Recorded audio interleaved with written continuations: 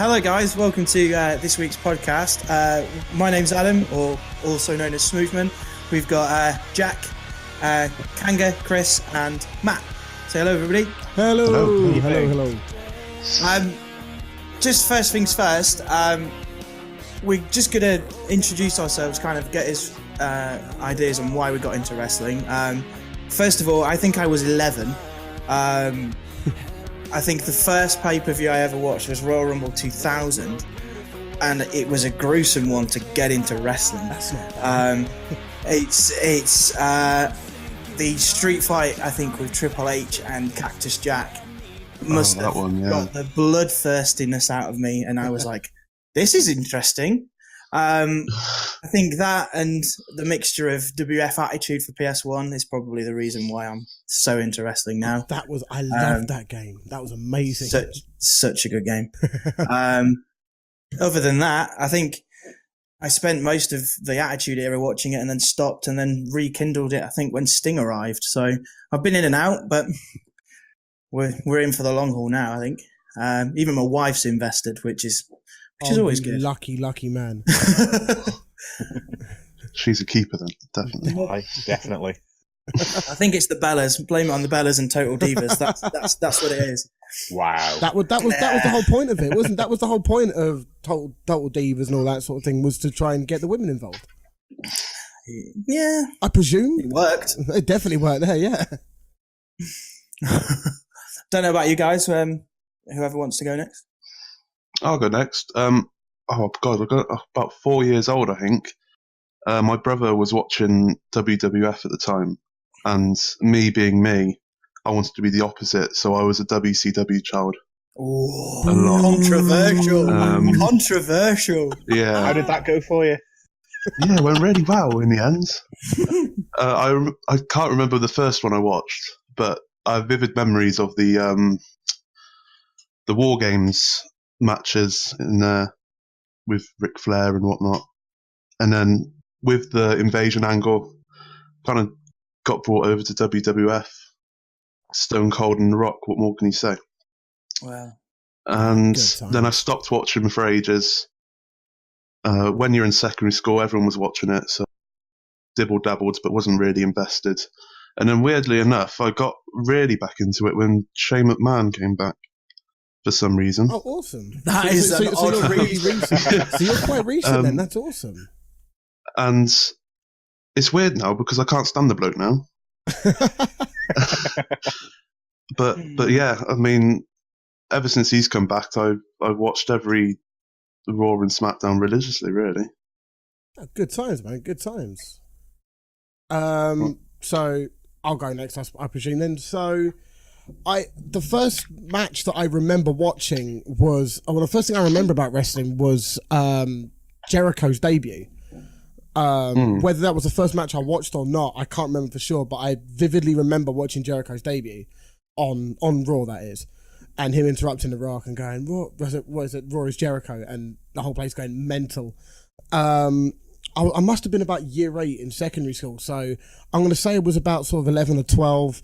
I had my sort of close-knit circle of friends. They were all watching wrestling, so instead of doing work in our IT lessons, we go on WWE.com and catch up with everything. We pass tapes around, pay-per-views and stuff. It was so much fun. And then I sort of fell out of it after, I must have been around 2004, 2005.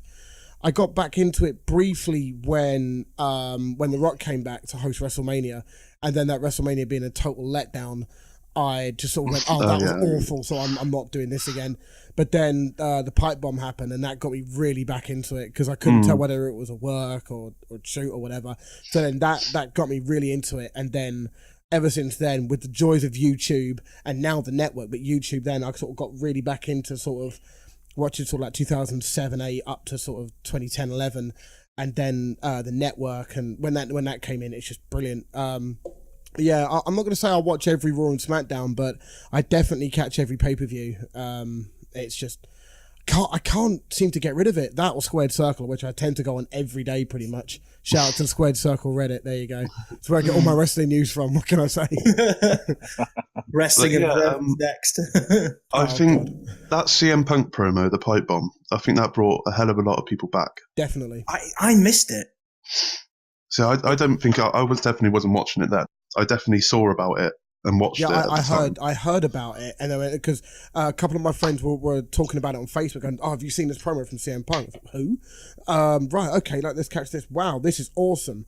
Okay, then because I'm sure I sort of caught little tidbits here and there, sort of when like Eddie died and like a few sort of bits and bobs through the years, but then it never really hooked me again. But that pipe bomb really got me back into it. Right, well, I suppose it's over to me then. Yes. Early on, I must have been about 8 when we got Sky, and I started watching Heat on a Saturday morning, I think it was. Yeah. Which is going back probably about 1999-ish. That was when I first started watching it, and I was big into the Attitude Era stuff. I never watched any pay-per-views back then. I would literally catch the highlights, catch the odd bit of Raw and Smackdown. Got very into WWF Smackdown on the PS1. Great. Fell in love with it.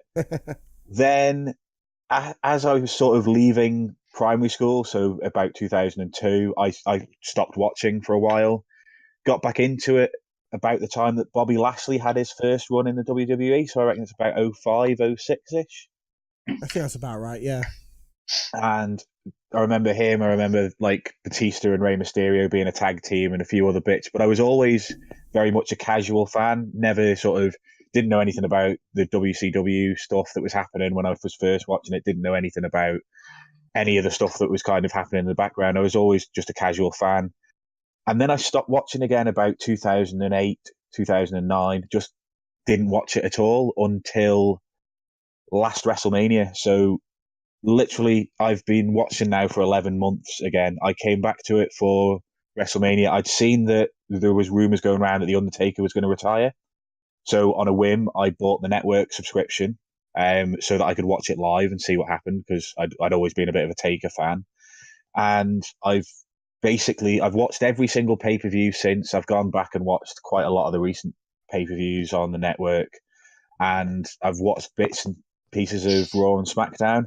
But I'm pretty sure that's the reason why I don't hate Roman Reigns like everyone else does, because I've come to it so recently. I've come to it so recently that I missed when everyone says he was pushed in their faces. Oh, I love that. That's brilliant. I never saw any of that, so that's the reason why. I love Roman Reigns. He's a fantastic wrestler. And that promo he did the Monday after WrestleMania last year, where he basically just got booed out. Best promo by a mile. The 5-word promo was just the best promo you've ever seen in your life. Thing is, he could have done anything that night and would still have got booed out of the building. He could have turned and goes, "Hi, I'm a good guy, woohoo!" and people would have still booed him. It's amazing, but yeah, I agree. That promo was one of the few times you've seen genuine heat happen for a long time. It's champion level, and that just pulled me back in. And then obviously through talking to you guys in the Football Manager streams that we're in, just kind of got addicted. Yeah. If you don't know what we're talking about, Lelujo FM on Twitch, go and check it out. Mondays, Wednesdays, and Sundays. 9. We're just shout out Central at the moment, huh? I know. And Kanga. No. Let's not go too far. Come on. Yeah. Please, not yet. Sorry. Not yet. Sorry, Chris. What do you think of last WrestleMania, Matt? Like the whole pay-per-view. What do you think of the whole pay-per-view, the WrestleMania one last year? So I was stupid and not only watched the whole thing, but I also watched the pre-show. Oh, good Lord. I did that. My first match back watching it since about 2009 was the Neville versus the other guy who was also on 205 Live. Austin Aries, yeah. Him, yeah. And I thought Neville was an absolutely fantastic heel. Got really invested in him, and then obviously he got over.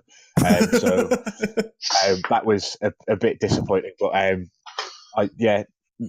got really invested then and kind of slowly struggled through the early parts of it. To be honest with you, I can't remember that many of the matches that were on, which says, I suppose, that it wasn't the best pay-per-view in the world. But the way they handled the end of the Taker Reigns match with Taker taking his hat off and putting everything down. I think that's the perfect way to leave it, and I really hope he doesn't come back. Yeah, I agree, because I literally was sat at the end of that match going, my childhood is officially over, because the Undertaker 100%. Is gone. That's it. I'm done. I can now say I'm an adult wrestling fan, which is a bit weird. But it's if they bring him back, that'll just, I think, especially if it's this Mania, I think it'll just ruin it. I have a reasonably unpopular opinion. I don't see the Undertaker. That my initiation for the Undertaker was American Badass. Ouch. Yes. That the first, because I'd heard of the Undertaker. Everyone had sort of heard of the Undertaker. It's just like, he's a gimmick wrestler. Okay, cool. But like, the first time I saw him genuinely on TV was him hitting one another. I don't know who he hit. He hit someone, and then The Rock lost a match because of DQ. And then at that point I thought, well, that's stupid. Why is he doing that? And then he's now talking all the time. I thought he was supposed to be this mythical being, dead man sort of guy. And then so I missed the initial hype on Undertaker and all that. And then I see the American Badass, and it goes back to being the Undertaker that we all know. And then I'm like, I don't know what it is about him. I just don't get it particularly, and that's fine. People are sort of entitled to their own opinions, and I'm sure I'm going to get lambasted for mine. But I wasn't that big on the Undertaker at the time. I'm still not really now. Don't get me wrong.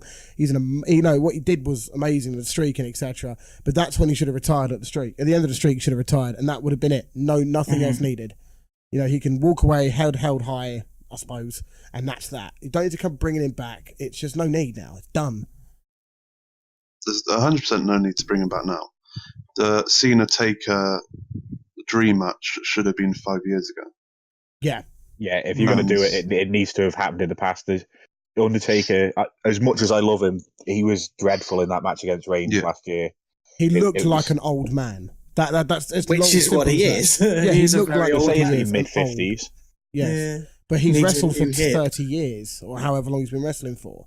And a part-timer or not, or wrestling once or twice a year or not, he's an old man now. Certainly in wrestling terms, he can't hang anymore with. Well, how old's Roman? What, 30, 32? Give it I don't know how old he is exactly, but around 30. A former NFL kind of guy. I don't know. How old is he? 32, Roman Reigns. He's 32, was that right? Yeah. Oh, very good. Good shout. Trivia. I got Roman on the brain. Yeah. So, should we delve into this week then? Yes, let's. If we start with the 3-hour slog that is Raw, we start the night where it probably should have started. Triple H, Stephanie, Kurt, Ronda. Yeah.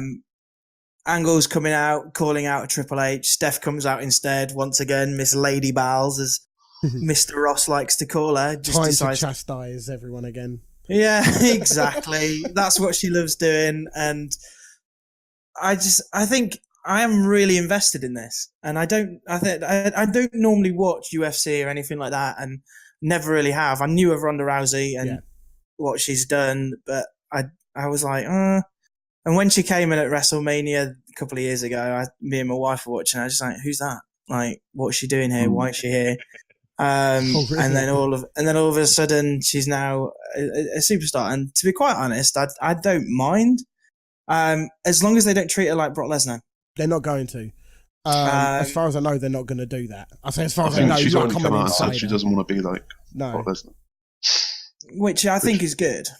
Yeah, like she wants to do the house shows, and she wants to, which for her, she doesn't need to, so fair play to her. I don't want her to. I think she should be given Paul Heyman potentially, but then again, would that take away from her developing her own promo skills? Give her time on the mic first. Let her have a go. I know, some people are saying that she's been really poor on the mic.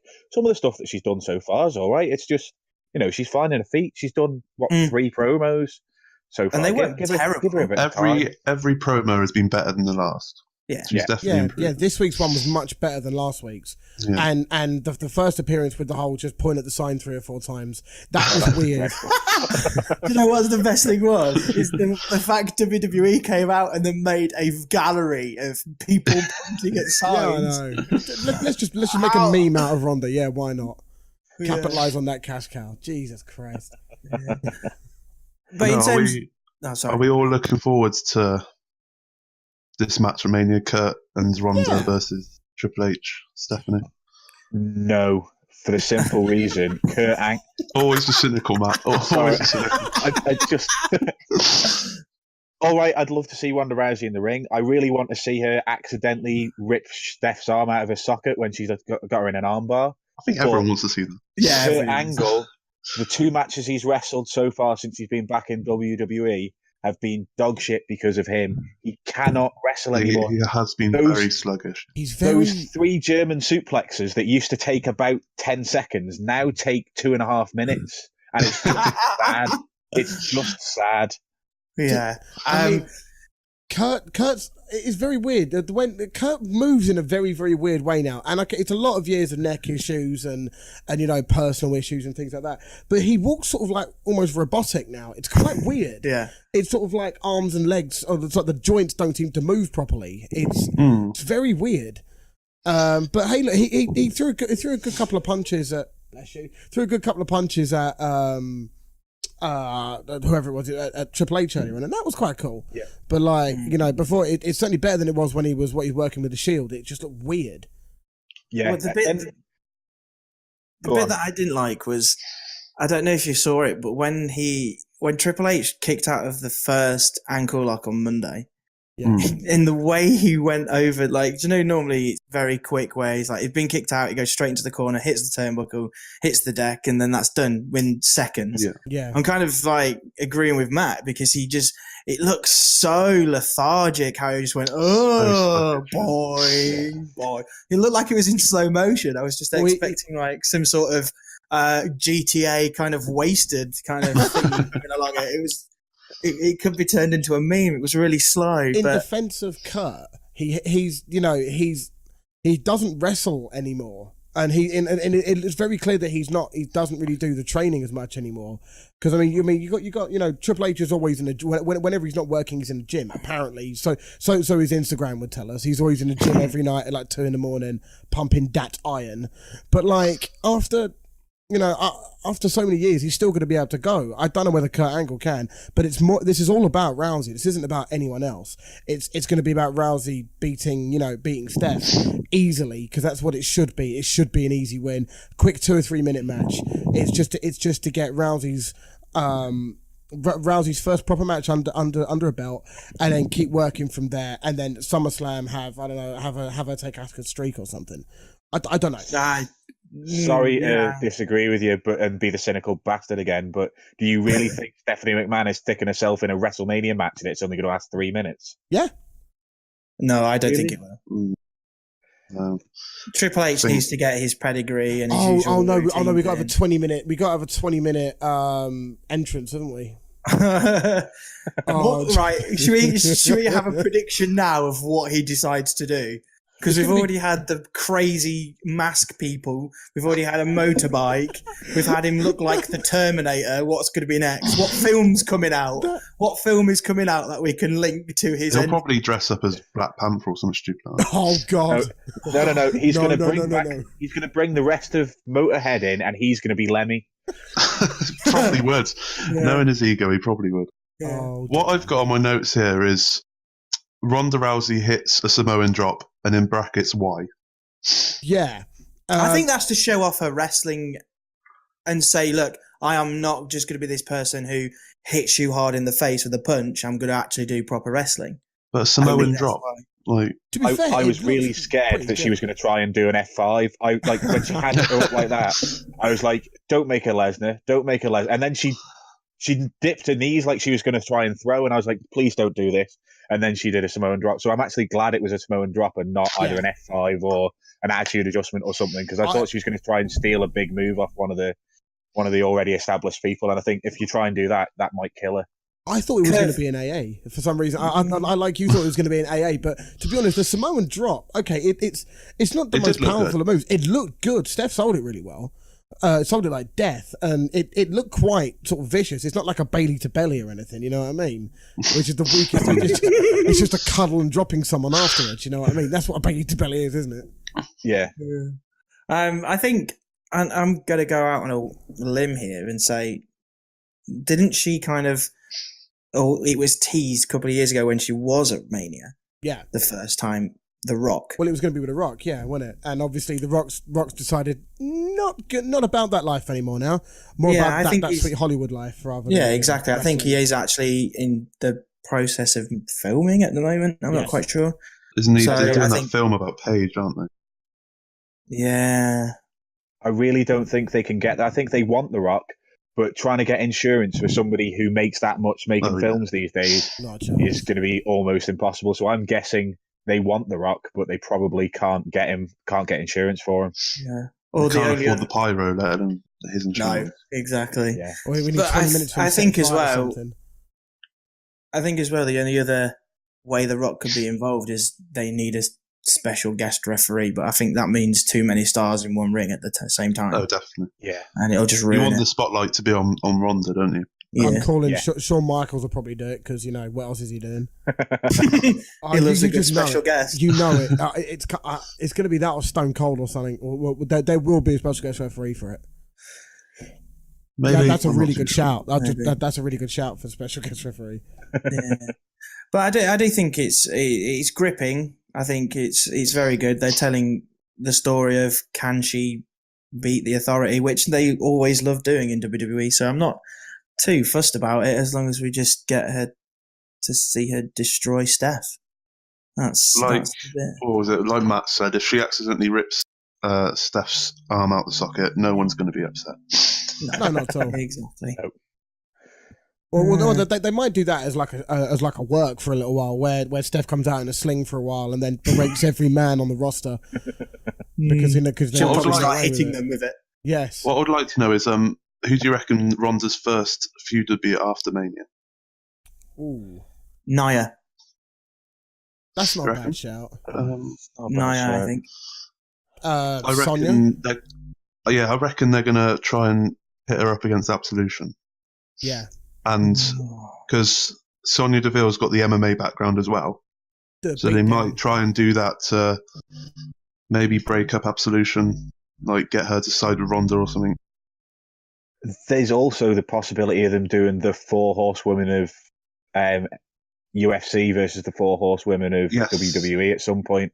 And I think they'll have to probably wait and see how the Ronda match goes to work out whether Ronda goes straight into singles or whether they think actually she needs support of other people around her. If she's still learning the ropes and, you know, trying to find her feet, sticking her in a tag team with somebody else who's been in an MMA background and sticking them up against a couple other people from the 4 horsewomen of NXT, and then bringing it all together, and maybe that'll be your SummerSlam match. You might have a 4-on-4 4 horsewomen versus 4 horsewomen match. That's Survivor Series. That's more of a Survivor Series. That's what I mean. That's a booking for Survivor Series there and there. That's a really good call. That, to be honest. But it depends how this brand split's going to continue into the year, isn't it? Are they still wanting to do Raw versus SmackDown? That's the other question. But yeah, it'll be interesting to see what they do with the joint pay-per-views after Mania. Yes, I agree. Talking about Nia, she had a match as well. Yeah, she did. Second match on the card, I think it was. The thing that I want to get off my chest first of all, can we stop cutting to interviews during matches? Oh. For goodness sake! I agree. Honestly, I think I can understand why they've done it. They want to talk to Alexa. She's champion. It's Asuka and blah blah blah blah blah. But just please stop. I think. Did anybody notice the crazy airplane spin / cross thing? I was like, "What is that?" Yes. It didn't look bad, did it? It didn't look bad. No, it was just out of the blue. Nia looked really strong, and obviously she's strong anyway, but personally, I thought the match was a really good match in total. Yeah, Nia looked like a fucking. Damn it! Looked like a killer in that match. Right now, the reason why I said "damn it" is because for those who don't know, I'm obviously going to edit this, so I'm going to have to edit out all the swearing. So now I'm annoyed. I'm now annoyed. Please, everyone, I know I've just sworn, but if you swear, please don't, because that means I've got more editing to do. Yeah, sorry. The one thing I did like was the submission segment at the end. That was brilliant. They sold it really well. You could see the emotion on their face, and then Nia sold it really well afterwards as well. I think Asuka looked more strong out of it though, because if she's being lifted out of these submissions, if she didn't let go, they're making her look equally as strong as Nia. I think Nia's been in one of these places where she's been in and out of feuds which don't really make too much sense, or if they're in there, they're just in there because they need this big superstar to come in and just destroy people, but then she's been pinned quite a lot, and I just think this isn't the first time she's tapped out on the main roster, is it? No, and I think Nia's in one of those places where they're bigging her up as this irresistible force, that she's strong, she's a big girl, that she's not going to be overthrown too often, but she's not really had that many wins. Yeah, you can't really book a monster that keeps losing, and give us some better bloody theme music as well. Oh my god, it just without the I've listened to it without the singing, and it is a good theme. Without the singing, it's a good theme. But just oh god, if she's a monster, she needs not a monster, but a big, killer in effect. She needs a theme music that isn't like just oh god. Yeah, Matt, I think something ominous. Yeah, Matt, I think you need, next time we do you do a prediction thing with Kanga, I think every time he wins one, I think you should buy him "I'm Not Like Girls" t-shirt. Just clearly he loves it. But yeah, I'd wear it, to be fair. Who do we think Nia's going to face at WrestleMania? I don't think she will face anybody on the main card. I think she'll be on the pre-show. There isn't anyone she can face, really, is there? No. I think it'll be one of those thrown together 3 women versus 3 women match. Yeah. I'm gonna Absolution versus someone. I'm gonna throw a curveball, and I'm gonna say Nia Jax is gonna face Alexa Bliss, and I'm gonna say Asuka's gonna go over and face Charlotte. See, I did see that reported, but I don't know how they'll get away with moving Asuka over to SmackDown. Well, I don't know how they'll do a storyline. Asuka still hasn't said who she's going to face. They asked her, and then Ronda Rousey came out, and then it's never been mentioned ever again. And then pointed at the sign 4 times. Was it just 4? I just 4. I noticed that in terms of because they asked, didn't they? They asked Nakamura who you're going to face, and he went AJ Styles in the way that he does. And they did the same with Asuka at the end, but as you say, Ronda came out and just stole the show. So there's no actual definitive answer of who she's going to face. And that was like 5 or 6 weeks ago, and it's never been mentioned since. Yeah, and they kind of whether they're sweeping it under the carpet so we forget about it, and then she just rocks up on SmackDown. WWE love doing that. So yeah. Or they give it a free reign or the free agent role temporarily, whilst the sort of Cena-esque free agent role. I don't know. Yeah, because at the moment she has the ability to go between the two, so you can give it a free reign role. I just don't know how. I don't even really care right now. It sounds silly and it sounds ridiculous, but I just don't really care about it at the moment. It's not been built in any way, so I don't give a toss about it.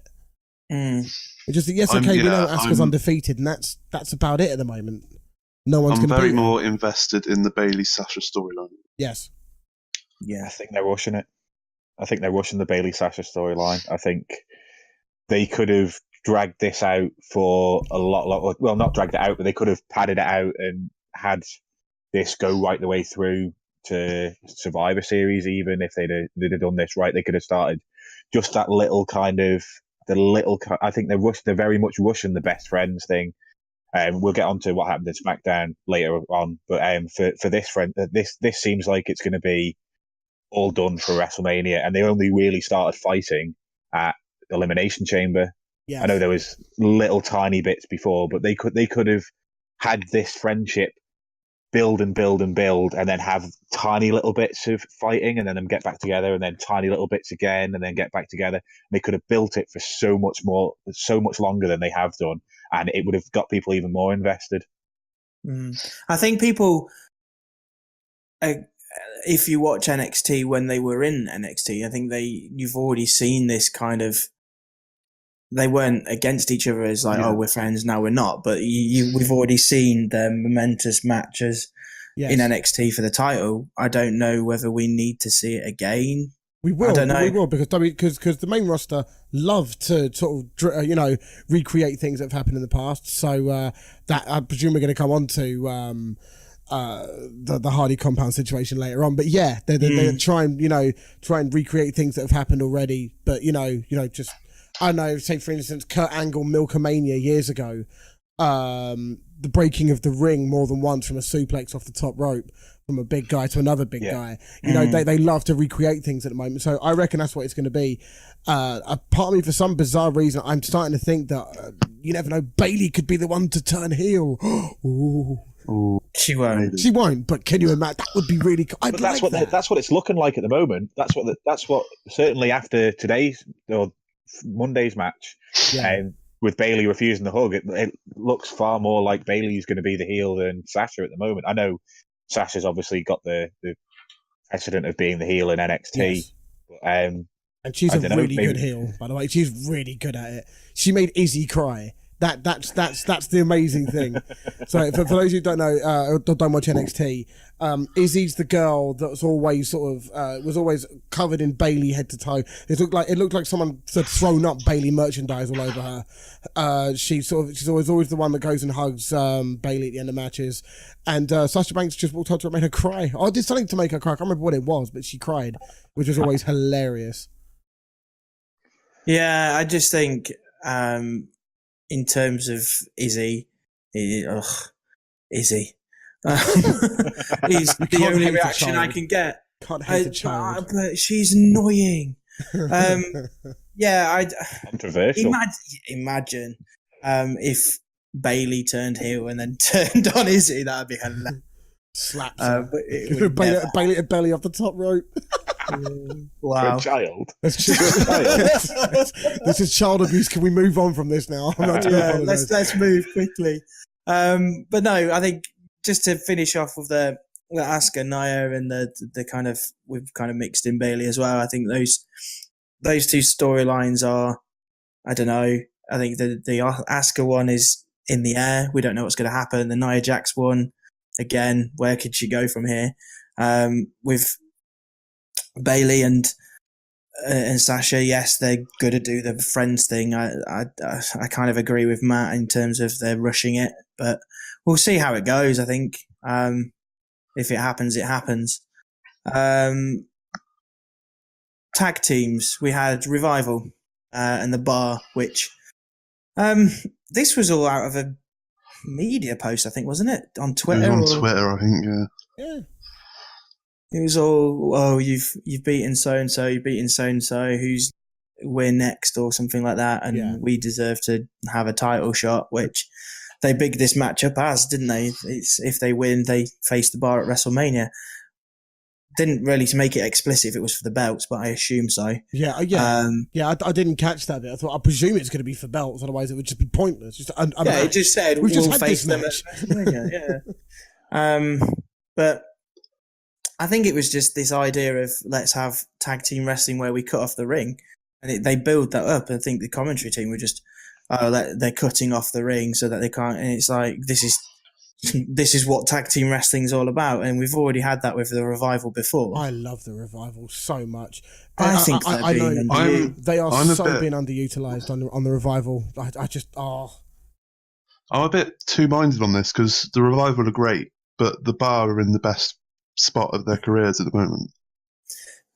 Yeah, and if you look at the two, I didn't know who was going to win that match. No, if you look at the two brands as well, SmackDown has 2 tag teams effectively, on paper that I know of, who are regularly doing stuff. 3 if you include Rusev and Hayden English. Don't forget Shining Stars. I was going to say Bludgeon Brothers. Yeah, but again, they weren't on SmackDown, so no. But in terms of like Raw, you've got too many tag teams. But you haven't got a credible threat. You've got the Bar, exactly. And then you've got the Bar who've been booked horrendously. You've got the Bar who've been booked horrendously. The Revival are starting to be booked horrendously. Titus Worldwide, the less said about them, the better. Please, just you got Gallows and Anderson as well, who are just so. What do they do? Nothing. They too sweet. That's basically what they do. They're too sweet and occasionally come out with Finn Balor. Despite it. Yes. Yeah. And I'm fed up of WWE doing this, going, oh, we're going to tease a bit more of the club, and we're going to do it again, and we're going to do it again. Do something with it. Instead of just having them, do something with them. Either whether it's after WrestleMania, I don't care. Get AJ Styles with Finn Balor and the Gallows and Anderson and do something with them.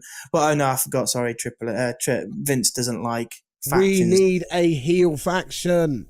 We need it. This company is talking about heel factions. Did you see on Twitter earlier that when the Bar said they'd beaten everyone, the AOP replied, Officer Payne replied, and teased something.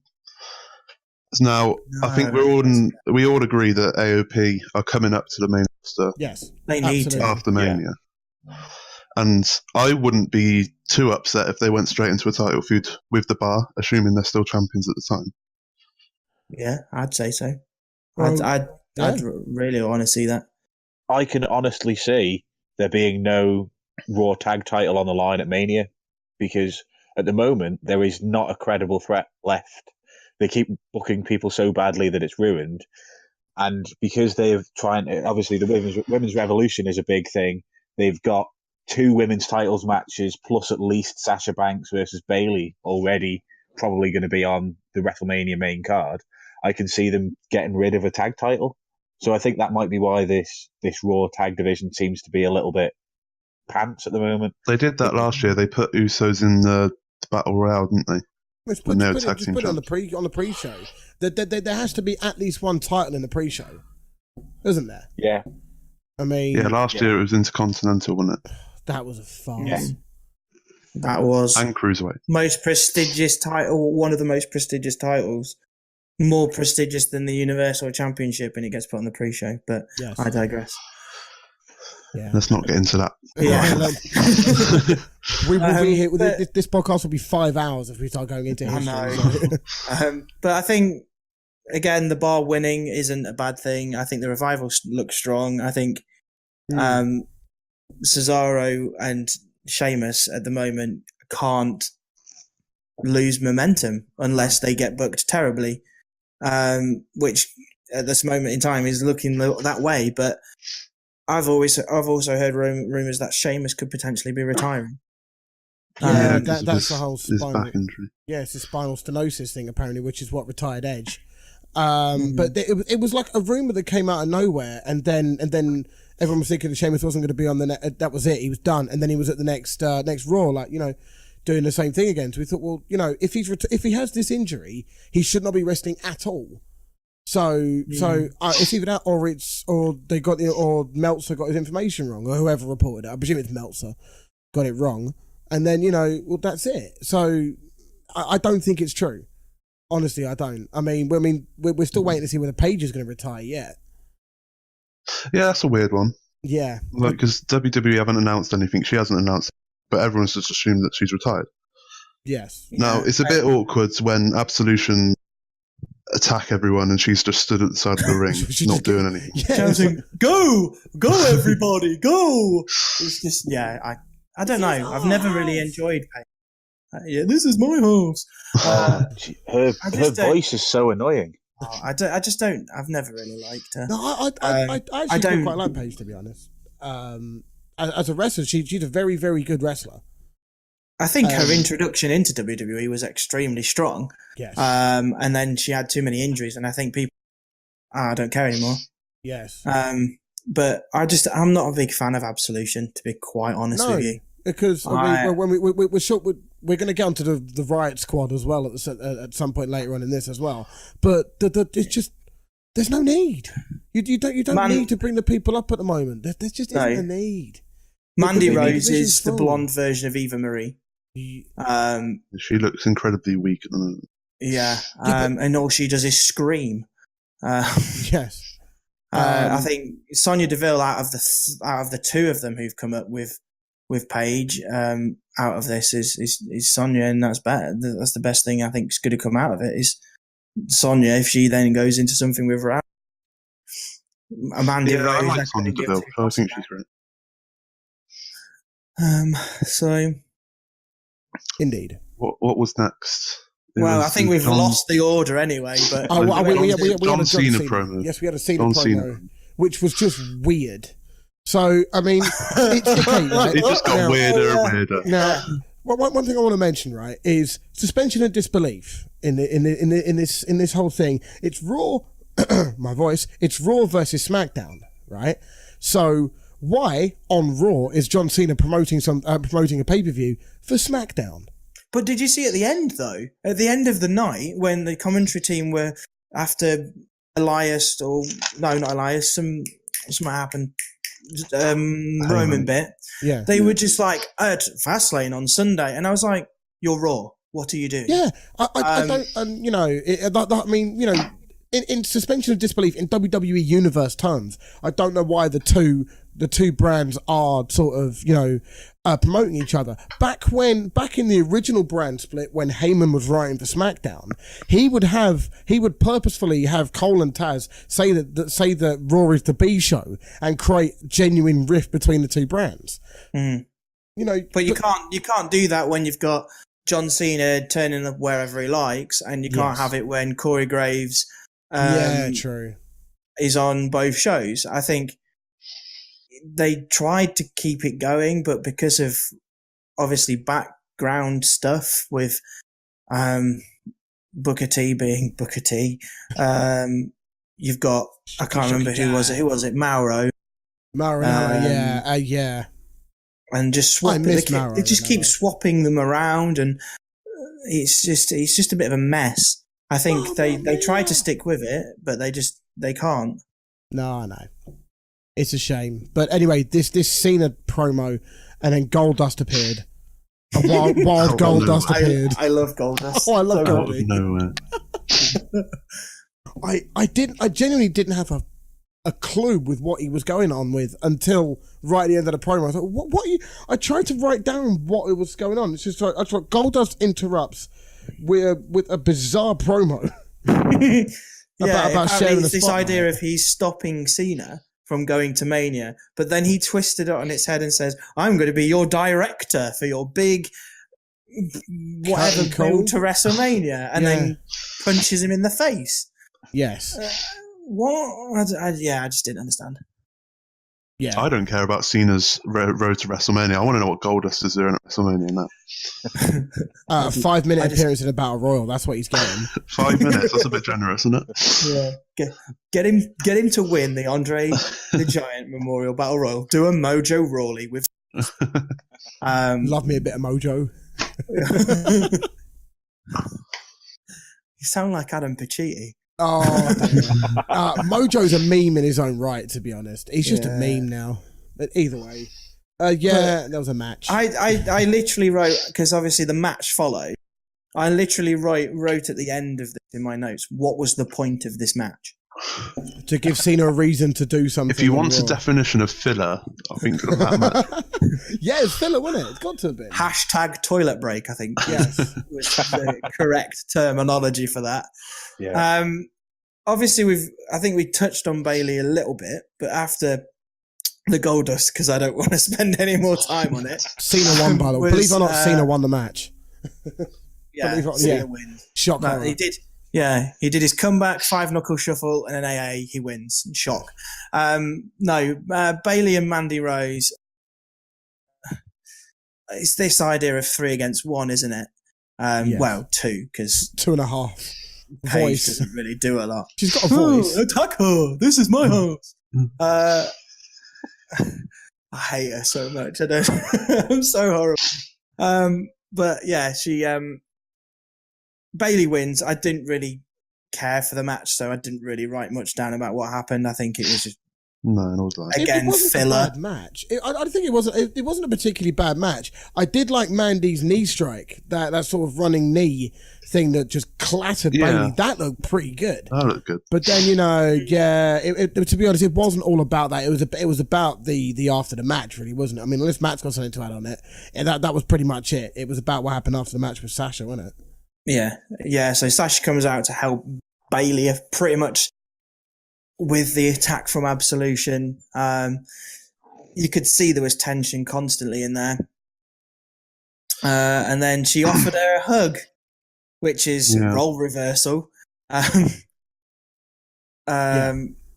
yeah, she pushes her away, just walks off, and as we already mentioned, looked very heelish. Just carries on the feud, the feud a little bit more, doesn't it? Yeah. Now, the most amazing thing of the night. Elias and Braun Strowman in a Symphony of Destruction Falls Count Anywhere match. Strowman is just amazing. Strowman is God. I've written my note. Stupid name, stupid match, great fun. I think that defined it quite well. Yeah, it does. I think if Braun Strowman could dress up as Doink the Clown and wrestle a match, and we'd still love him. It's craziness how much he's over. Rightly so, to be honest. Rightly so. Yeah, I am very disappointed that he's not going to be in a Mania title match this year, unless something happens drastically. Well, he's back up, isn't he? Apparently for the Intercontinental and the Universal Championship, just in case. But the phone promos are back again, guys. With added effects with words. Just what we've always wanted. Everyone loves that. Yeah. Why?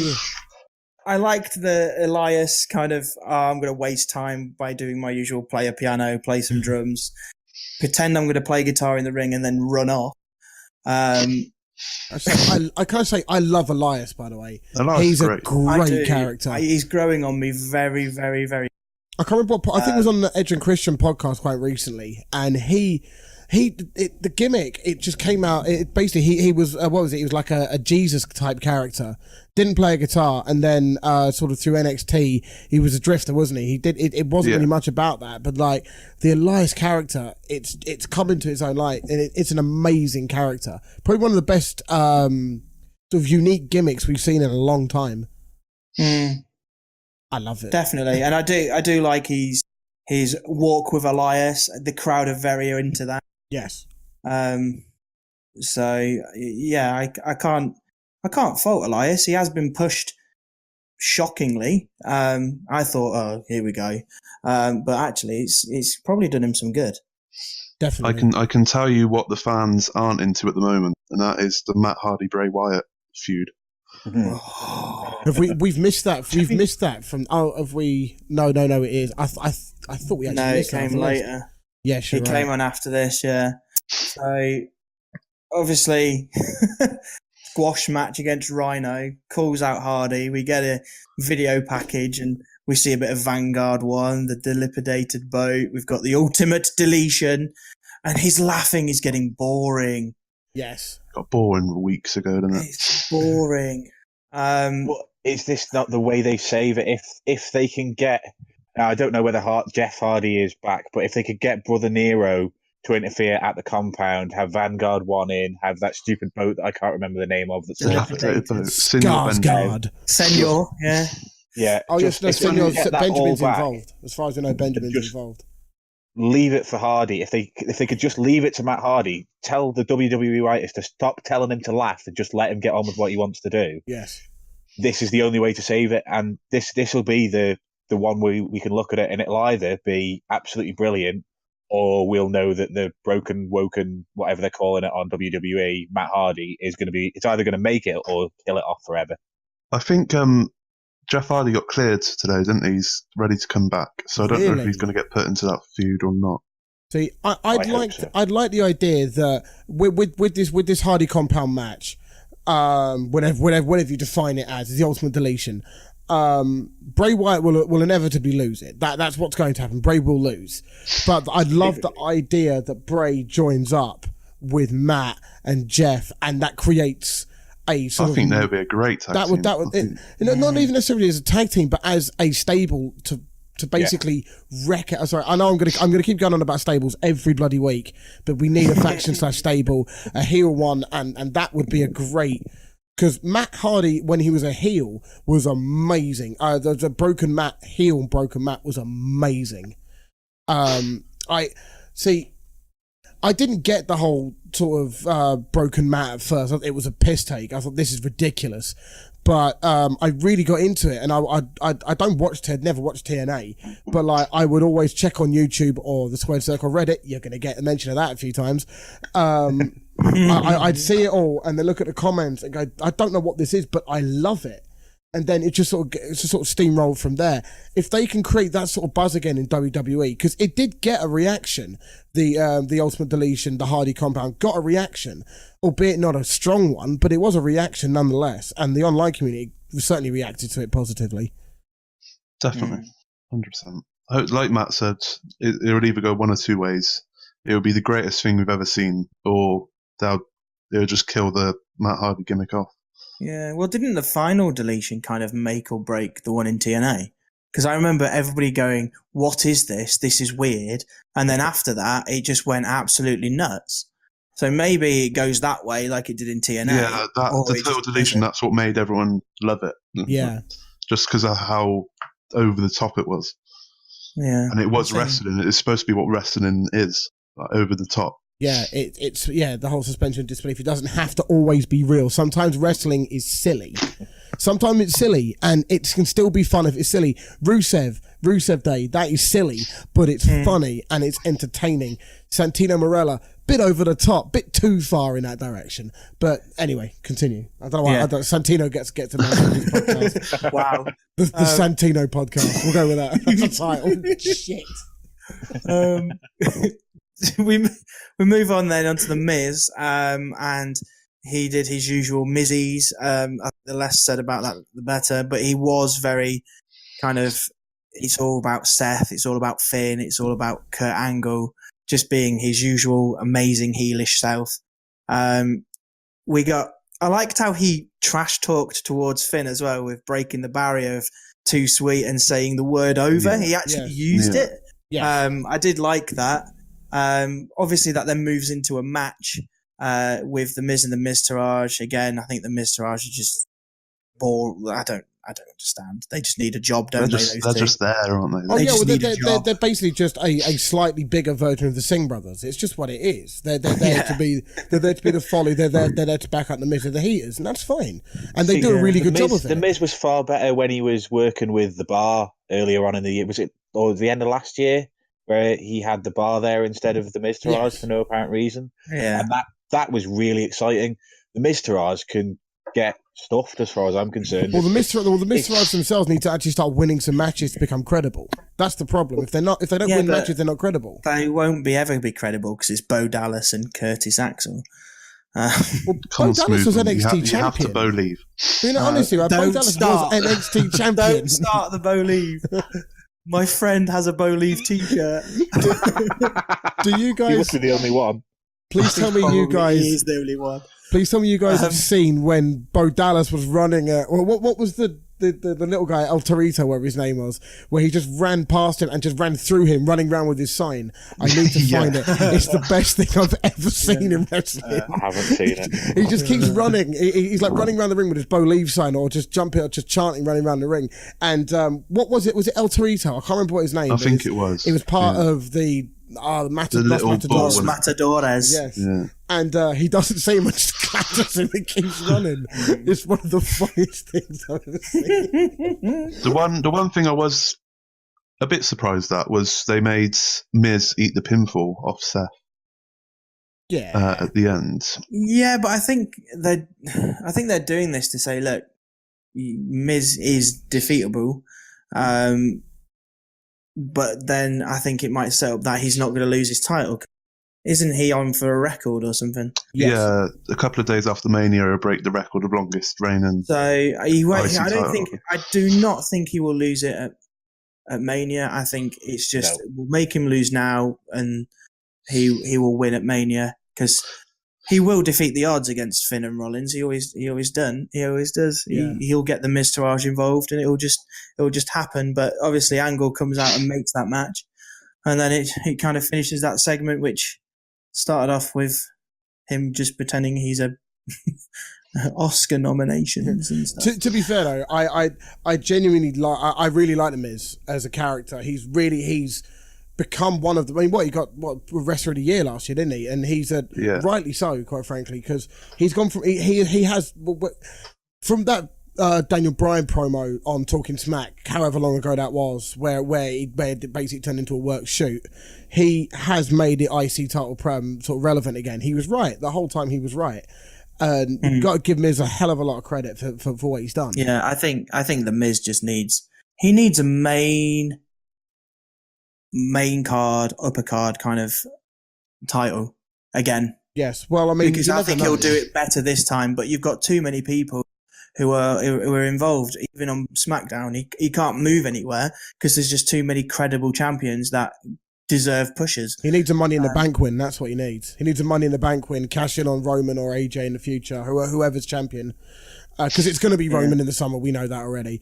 I'm assuming we're going to come on to that in a minute, actually. But yeah, it's, that's...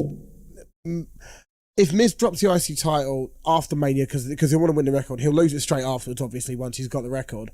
But Miz, I think Miz needs another main event run again. He deserves it. Quite frankly, he deserves it.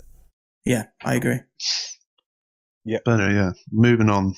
We had the Universal Champion Paul Heyman walk down to the ring. Nice. Do one of his with belt. Brock's lent it to him, and did you notice the belt had two side plates instead of one Lesnar side plate on both sides? They had two. It was like as if it was a shared title between the two of them. It was great. That was awesome. I didn't realize that. He cuts his standard Paul Heyman promo. It was good. Yeah. Quite a bit of swearing in there. Yeah. Loved it. He compares the scheduled of Lesnar with The Undertaker, which I think had some credibility, but again, Brock's younger than Taker. I just thought it was a bit of an odd comparison. But again, he was like, I'm going to drop the UFC title and the Universal title after SummerSlam or next year or whatever it was. And I was just like, yeah, I like how they do take into account real life happenings, which they announce he's going to be there next week. Is he going to turn up? Well, I hope so. Of course he will. Yeah, he's going to turn up, and it's going to be the standard. Roman's going to be in the ring. Brock's going to be in the ring with Heyman. Then all the security are going to stand between the two of them. They're going to fight. They're going to get the whole dressing room out. They're going to get all the extras from NXT up to do it because that's how it rolls. They need something to do for a day. Yes, bless them. But yeah, Roman came out and interrupted Paul Heyman, and I thought 2 weeks in a row it was quite a good promo for Roman. For Roman. Yeah. Roman's last week promo I thought was really good. Really liked it. See, I'm not a Roman hater at all by any stretch, and I didn't like sort of the original push. I wasn't a fan of that, but after Cena Roman, where you genuinely saw where Cena was genuinely trying to get Roman to be more of a promo guy. That run where those sort of couple of weeks feud over promo was brilliant. It was what Roman needed. He needed that to sort of bring it out of him more. And since that moment, I've become a lot more of a fan and respect Roman a lot more. Yeah. I don't like Roman. I think no. I like Roman, but I don't know how to explain it. I like him and dislike him at the same time. It's a weird relationship. You see, like I said at the very start, Roman Reigns is probably my favourite wrestler, and it's probably because I wasn't there for the push and stuff. Although he is a very good wrestler. Having gone back and watched a few of the bits, why is nobody pissed off that Seth Rollins got pushed the way that he did? Because basically, the only difference was, but Seth Rollins was basically just a heel version of Roman Reigns. He got pushed to the hilt without doing anything. It's because he's an indie darling. No one's going to hate on an indie darling. Because he was credible.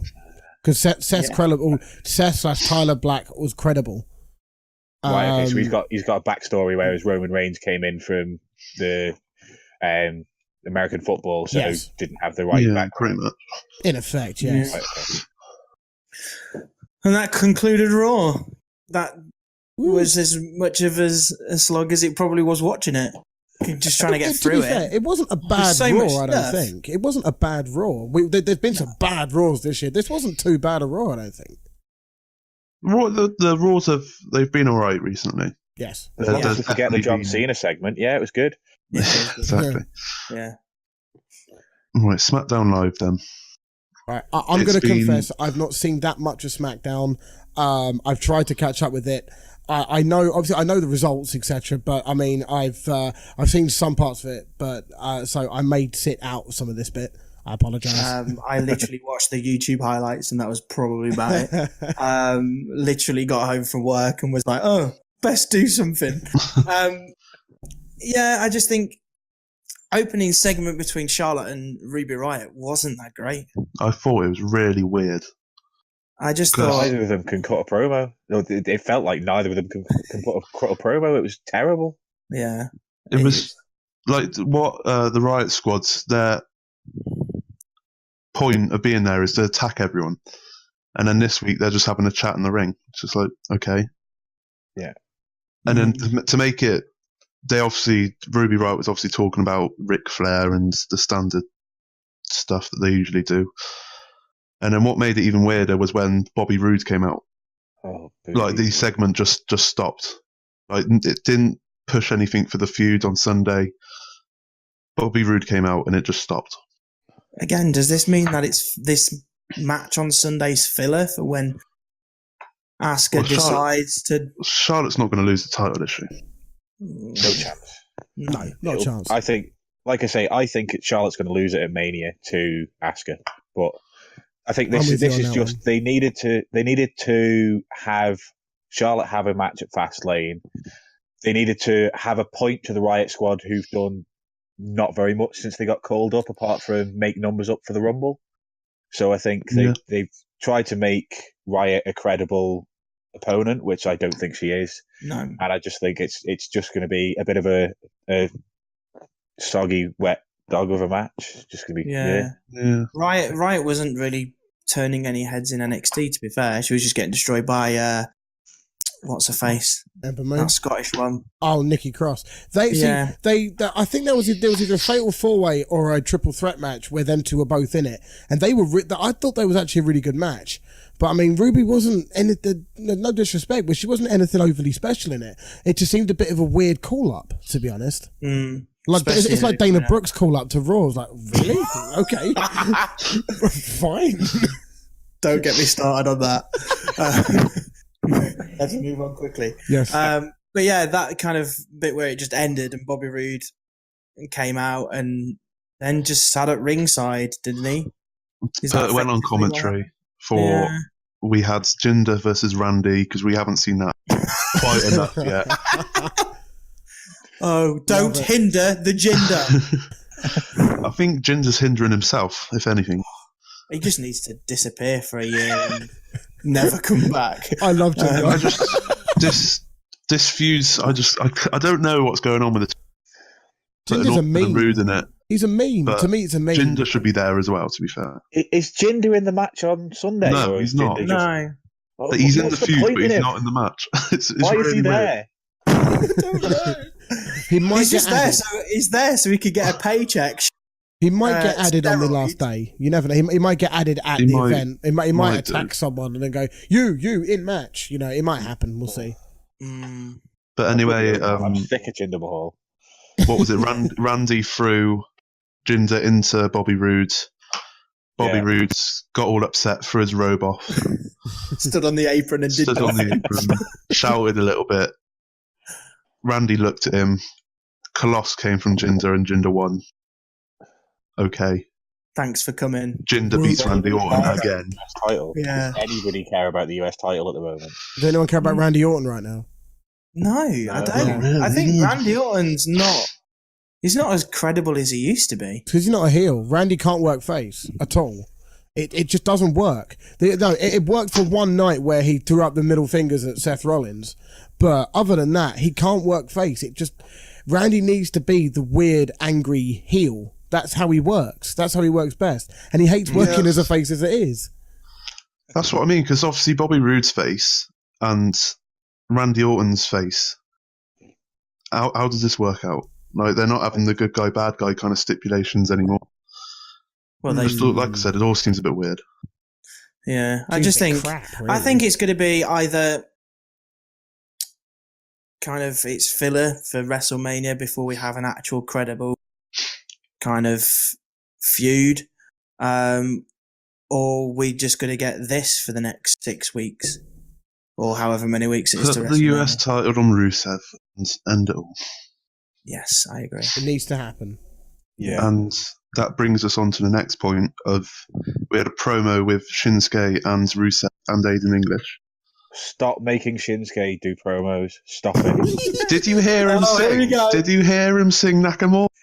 It sounded like he was proper English. Singing, I understood. The rest of it, not so much. And I won't get into my feeling of Nakamura. You guys have your day. We'll do the Nakamura one next time, purely because he wasn't really involved that much this time. Well, we'll do it after Fastlane, and just we'll yeah. But anyway, Rusev and Nakamura have got a match. Probably be on the pre-show, knowing WWE. I think it's on the main card. That should be a main card one. I think it's on the main card. Yeah. Yeah, surely the women's tag team match is going to be the pre-show, isn't it? Yeah, that is. Becky Lynch, Naomi, Carmella, Natalia. Boy, that's going to be fun. That started off with a Twitter feud as well. I think any feuds in WWE that starts off with a Twitter feud should just be dropped straight away. Yeah, unless it's curveballed out of nowhere and it's legit. Well, there was Corbin and Miz. That was quite a good one. They had like back and forth over video. That was quite good. But other than that, just nah. But I did like the end of that segment. Rusev's just like, you can't make up your own holiday, bro. This is why Rusev's so good. He needs to get a tournament. Stop messing around making him be a heel because he's a foreigner. Just make him a face and give him a title. He's a troll, and I love it. Push him for. Yeah. You could push him till this time next year just by turning him face, giving him a title, and letting him and Aiden English have a bit of fun. It's the little subtle things with Rusev. It's like he uses elated all the time purely because he didn't know what it meant in one segment where I can't remember what it was when he was being interviewed backstage and they went, "Oh, you must be elated." He goes, "I don't know what that means." Yay, I won. And then ever since he found out what it meant, he uses it every time. I love that. The little nuances that just make his character so much fun. Yeah. And when he called Bobby Roode Bob Roode, that's just it just tickled me. Yeah. But yeah, we've touched on it, haven't we? The Becky Lynch Carmella match. Oh, sorry. I found this as Smackdown toilet filler. Oh dear. I don't know. I just don't get Carmella without her being part of what used to be Enzo and Cass. She's crap. Has she won a match since the Money in the Bank? Yeah, I'm sure she's won at least one, maybe on a house show. Can't remember. I don't think she's won a match since Money in the Bank. No. And she didn't technically win. When's she gonna cash it in? WrestleMania. Oh, definitely WrestleMania. It's gonna be Mania, yeah. No, they kind of touched on it in the match, didn't they? Oh, she's gonna do a Seth Rollins, and I just hope she cashes in and loses it. But then that means both. They can't have both. No, I don't. Yeah. They wouldn't have both. I don't know. That's just. I thought it was great that she got the Money in Bank, but nothing's happened with it since. No one cares about it. No, that's the thing, and hence why I called it toilet filler. It's just filler of. I like Becky. I think she's not being pushed hard enough in terms of storylines. She had a bit when Alexa was on SmackDown. They had their title feud, but other than that, she's not. She's in and out of the. They just love tag team matches, don't they, on SmackDown for women? It's because it's lazy booking. It's lazy booking. We've got women, the women's revolution. We've got women. Let's just stick them in tag matches together because we've got no storylines for any of them. Let's just put them in tag matches and then go. Becky Lynch is one of the best technical wrestlers, women wrestlers that they've got. Genuinely, she's an amazing wrestler, but and she's very entertaining. But they don't use her in that way whatsoever. It's quite frustrating actually, and it must suck because she was built as like the face of SmackDown women's division at first, and then that got taken over by Alexa. And to be fair, it's deserved for Alexa. She's been amazing, but Becky's just been sort of cast aside, and that's it. Hopefully, she goes to Raw soon, where she can actually compete, and where there's actually some challenge, and it could be good fun. Well, as somebody who came into wrestling, like I say, 11 months ago, I don't think I've seen Becky Lynch do more than 2 or 3 singles matches. And in all of the tag matches that she's been in, I've not really cared. They've not had anybody invest in her in well over a year. And for somebody who I've heard so much about as a really good technical wrestler, she's been so underused that I don't really know who she is. 100%. Yeah. What do we have next? AJ Styles came out, didn't he? Yeah, we've got one thing we do need to go over. That's the New Day Uso promo, which I thought was brilliant. I loved that. Really? Oh, I thought it was brilliant. I do and I don't. It's a good segment. Happy to see it. I'm happy to see it again. How many times have we seen this though? Hell in a Cell was one of the best matches. But Hell in a Cell was one of the best matches. Yeah. Simple as that. And it was. Yes. And to redo it, I get what you're saying. Yeah, to do it again seems a bit odd. But if you look at it, it makes sense because who else are Usos going to face? Who else are New Day going to face? Yeah, there's nobody there on SmackDown. I'm pretty sure what's going to happen is the Usos retain at Mania and then get crushed by the Bludgeon Brothers. Yes, but I assume that's the way they're going to book it. But I really don't care about the New Day versus the Usos. And again, because I only came into wrestling last year, and my first seeing of the New Day was them hosting WrestleMania. But I really couldn't give a crap. They're just a bunch of pillocks. They're just annoying. I've never liked the New Day. They're just annoying. They're marketed to kids generally, aren't they? They are they're the entertainment act to an extent, but they can really go. Xavier Woods can really go. Kofi's been going for years, and Big E needs a singles run at some point. I would love to see Big E get a proper run at some point because, he's. I don't know. It's the first time in a while I've seen him cut an amazing promo. I thought it was really good. Yeah. Whenever those two get in the ring, they just the Usos and the New Day, they just create magic. It's a perfect match for Fastlane. No one really is going to care about it. The Usos are probably going to retain, and we'll see what happens at Mania at that point. Right. We do need to go on to Fastlane and set, but we do have the last couple of minutes because there was the AJ Styles in ring segments and the match for Dolph Ziggler and a Fatal 5-Way and all that stuff. So that needs to be mentioned. Nothing really happened. They all look strong, and then right at the end, out of nowhere, we had Sami Zayn haluva kick Kevin Owens and win. I didn't know that because I didn't see that bit. I saw the promo stuff, but I didn't see anything else. I didn't know that. Oh yeah, so they got everyone out the ring. Yeah. Well, it was basically a finisher fest for about 2 minutes, wasn't it? Yeah. AJ Styles was breaking up everything. Finisher. With AJ Styles dropping in and knocking a couple of pinfalls up. Yeah. And then everybody else was out of the ring. Kevin Owens gets up and stands in a corner, and all of a sudden, Sami Zayn just kicked him in the face. And then I thought goes it on was to great. say he's the best wrestler on SmackDown, if not.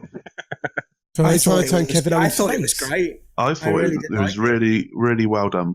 And It was. I'd love to I see just what don't happens think on he's the best Sunday. wrestler.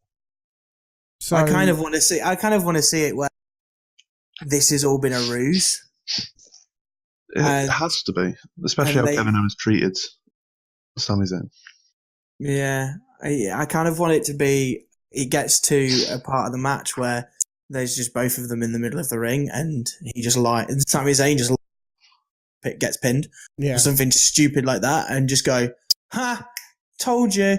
Kind of. But it can't happen. It can't happen, can it? Because otherwise, Nakamura isn't facing Styles at WrestleMania, and the internet sort of melts down, and we get a black hole somewhere because there's no way those two can't have a match. It's just like WWE would cease to exist because they die from hatred. But Matt, WWE is so trolling. They would do. They'll have Cena win. They would do that. No. But Matt, we could somehow get Sami Zayn versus Nakamura again. Or even love that better, one. we could get John Cena versus, I don't know, Kevin Owens. That would be a great match. That's happened a lot. It was good fun. Everything. Yeah, but at least then you don't have to watch fucking Nakamura piss around, do you? Wow. Predictions. Prediction time. No, before we go to predictions, I really want Ziggler to win. I don't know why? Why? I just think he's a great heel. Give him a title belt one more time and then let him retire. The last Because time he had a title belt, he retired it the next month. Yeah, exactly. Do it. I don't Troll really mode care. Ziggler. Love it. Just please give it to Do the same Ziggler. thing again. Let him win this title Just and drop then it, retire throw the it. day after WrestleMania. Yeah, right. Hang on. Think about it that way. He wins the title, puts it down in the ring. I'm done. Bye. And then you've still got AJ Styles versus Nakamura. Can't. Oh. If Dolph Ziggler wins, Jesus Christ. You To be riot. fair, in that last United States Championship match, everyone said he was there for pinfall, and he won. Now, this time, I'm pretty sure people are saying Dolph Ziggler's there to take the pinfall. No, that's Baron Corbin. Yeah, that's he Corbin. shouldn't. Definitely He Corbin. shouldn't win. Yeah. Corbin will take Sorry. it. But anyway, prediction time. Yeah. I think we'll start with the pre-show, shall we? I think we all said that women's tag team match Flip a coin. is going to go. Is somebody going to write these down so we can work out whether we win or... Shit, I'll do it. Yeah. I have written down my ones. I can write it down. All right. Okay. Right. Well, let's get everyone's names. Might be useful. All right. We are properly professional here at insert podcast name place because we still don't know the name yet. So we haven't decided the name. We're recording it. We haven't decided the name yet. Because we're That's a awesome. shoot. Yeah. That's a shoot on the podcast. So I go 1, 2, 3. Maybe we should call it Ziggler Lovers. Everyone in this podcast has got Ziggler. shout outs, and now Chris is just shooting on us all. You know I it, man. Right then. So Becky Lynch and Naomi versus Carmella and Natalia. I just literally said flip a coin because that's all you can go with. I mean, Can I say don't care? no, you can't. Well, You can say you don't care, but you still have to pick somebody. I'll go I'm gonna Becky. I'll go Becky. Yeah, I agree. I'm going to go for the faces to win. I No one can't see cares. anything. There's no way Natalia and Carmella are winning this match. Carmella, I don't think, has won a match since Money in the Bank, and Natalia is just so annoying that if they let her win, I'm going to stop watching again. She's a crazy cat lady. He really is. Yeah, I can't stop. Surely to God, Becky Lynch and is it Naomi that's with Becky Lynch? Yeah. Both of those are twice the wrestlers the other two are, so it's got to be them. I don't know. Natalia's actually a good wrestler. Just no one cares she's about got- her. She just stands got in the the ring and shouts. Bret Hart for the submission move, and that's it. Next up, what I've got next up to kick off the show is Rusev Shinsuke. Shinsuke will win that, I think, because they Yeah, can't I've make got him that lose. Shinsuke as well. Yeah, I've got Shinsuke. Knacker. Much as I hate to say It's going to be Knackers. As much as I love Rusev and Rusev Day, it's going to be Knackers. So I've gone for Knackers. we all Everyone's have. gone for Nakamura. Everyone's gone for Nakamura. Yeah, we've all gone for it. US title. Bobby Roode versus Randy Orton. Flip a coin. I'm gonna go Orton. I'm gonna go Rude. Ooh. I am going to go Rude with an interference with Jinder. Yeah, I'm going to go... Jinder's got to be involved somehow. Yeah. I'm going to go Jinder to hit Orton to get Rude to retain. Oh, that's actually a really good call. Shit. Damn it, I've missed it. Right. Usos versus New Day. It's Usos. Simple as. Usos. Yeah. Uso crazy. Yeah, it's got to be the Usos. Flair Flair and versus Ruby Riott. With two Flair. T's for some reason. Yeah. Flair. Yeah, Flair. it's got to be Flair. Yeah. And then the 6-pack challenge. So go on and go. Put your money where your mouth is. You going for Ziggler? You going to go Ziggler? Put your money where your mouth is, mate. I'm not going. No, because I know it's not going to happen. Smoothman, come on. You've already said it. Chris, just write it down. He wants Dolph Ziggler. 100% going to win. Right, just say, are you guys writing your own ones? Or am I? Yeah. Good. Thank you, Christ. No. Right. Okay, then. Have a pen. Bugger. I'll let you know after the edit. Styles. Yeah, AJ. it's going to be AJ. Yeah. Oh. Ziggler. It's Ziggler. It's going to be Dolph Ziggler. Is John Smoothman's Cena going to in be the laughing at 6-pack us next week. challenge? What? Is John Cena in the 6-pack challenge? Yes. Yes. Oh, I don't know. Change it to Cena. Yeah, I know. I'm going see Cena. Cena winning. I'm going Cena. Reason is... I'm sticking with AJ. Yeah, no, I'm going Cena. I've gone with No, Cena. I'll go AJ style. I just can't see them having Cena winning his 17th title on Fastlane. So yeah, I'll stick with Remember AJ. Great Balls of Fire? Remember Great Balls Can of we not Fire? mention that pay-per-view ever again, please? No, didn't have some proper curveballs in that in the pay per view. It was a dumb name. Curveballs. You just wanted to drop that one in, did you, Chris? You know it. Right. I don't think I don't think we kind of mentioned, but we are thinking of doing forfeits for the loser. Oh my god, I forgot about this. So have I, as I've just had Ziggler in the champion. Wow. As long as you don't make me dress up like Goldust, we'll be fine. Yes. I think. Did we agree on the forfeit this time round? I don't. No. Not quite No, yet. we'll We'll let- have a think. Did we not suggest that somebody would have to sing the theme tune of a wrestler that they don't particularly like? Oh, that's going to be Paige for me then, isn't it? I mean, you can take your pick for me. I can name 40 of them that I can't stand. Well, it's either that or you dress up like Paige for the day. That's your choice. I'd rather sing Paige's. Including the scream at the start. Oh god. Oh, can I do it in her accent? If you can, I'll be very impressed. Isn't it? Wow. So What? Yes, I think that's something we can come back to. Yeah, I we'll work it mean, out for next week. we will be back for next week. I hope. with a name, hopefully. Yes, we With will a have a name. name. With a name, hopefully. Yes. The Nameless Wrestling Podcast at the moment, which in a moment I think that's actually quite a good name. The Nameless Nameless Wrestling Podcast. Well, right, that's a discussion for us later on, not for the middle of a podcast. No.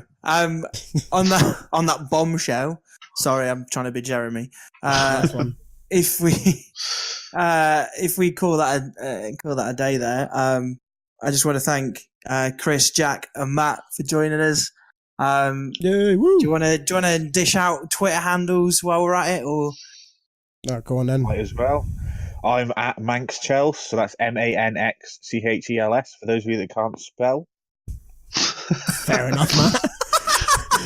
I've had people in my YouTube videos say they can't find me on Twitter because they're spelling it like Mancunian rather than somebody from the Isle of Man.